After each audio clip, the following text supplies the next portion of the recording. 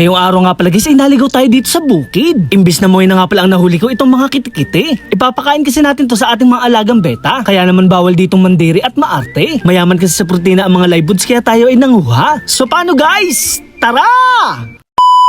Ngayong araw nga pala guys ay mangunguha tayo ng moina sa bukid. Medyo tinanghali na nga pala tayo at mataas na ang araw. So paano guys? Tara!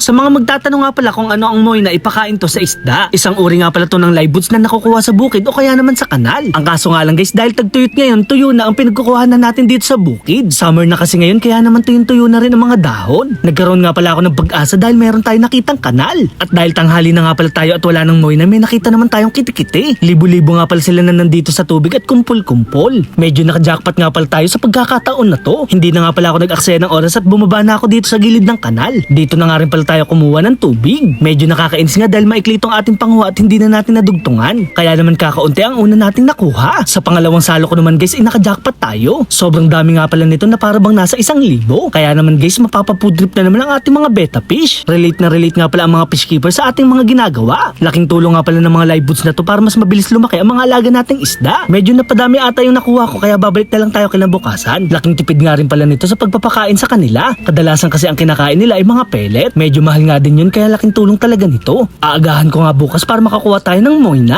Syempre guys, pagka uwi ko nga pala sa bahay, kailangan natin mag-sanitize. Sobra kasi tayo na-expose sa germs at kailangan natin maglinis. Nag-brush na nga rin pala ako ng mga tsinelas dahil sobrang putik. At syempre guys, wag natin kakalimutan mag-alcohol para 99% germs free. At bago ko nga pala ipakain to sa kanila, binabanluan ko nga pala to ng maraming beses ng tubig. Maaari din kasi makakuha ng mga sakit ang isda sa pagkain ng mga live foods. Kaya naman importanteng malinis ito para masarap ang kanilang pagkain. Kami nga rin pala mga fish keeper ay hindi gaanong masailan. Kinakamay na kasi namin to at dinudulot na namin sa kanila. Nakakapagpaganda rin pala ng form ang live foods. Gaganda rin ang kanilang mga dorsal at mga buntot. Mas magiging active din sila kapag eto lagi ang ating pinapakain. Yun nga lang guys, kapag nasobrahan sila sa pagkain, yun ang nakakasama. Kaya naman bilang fish keeper, kailangan kontrolado natin ang lahat. Habang sa mga female naman ay mabilis sila makakapag-create ng itlog. Madaling lalaki ang kanilang tiyan at marami silang maibubuga. Mabilis din sila makokondisyon sa mga lalaking ipapara sa kanila. Sa dami nga pala natin nakuha, ipapakain din natin to sa ating mga gapi. Puro high protein nga pala ang pinapakain ko sa kanila kaya ang bilis nilang lumaki. Magpapakain din pala tayo dito sa ating mga danyos. Nagustuhan ko nga pala silang alagahan dahil napakaganda ng kanilang kulay. Napakabilis din kasi nilang lumangoy at hindi sila nahabol ng malalaking isda. Pinakain ko nga rin pala guys itong ating nasa community tank. Meron nga pala ditong molly, beta at tetra. May red cross barb din dito na nambubuli. Sobrang lakas nga pala nilang kumain kaya naman nilahat ko na. Makikilagay naman sa comment section kung gusto nyo pa ng ganitong klaseng mga content. Makikilagay din sa comment section kung taga saan kayo at sana umabot itong ating mga video. So paano guys, hanggang dito na lang. Maraming salamat sa panonood.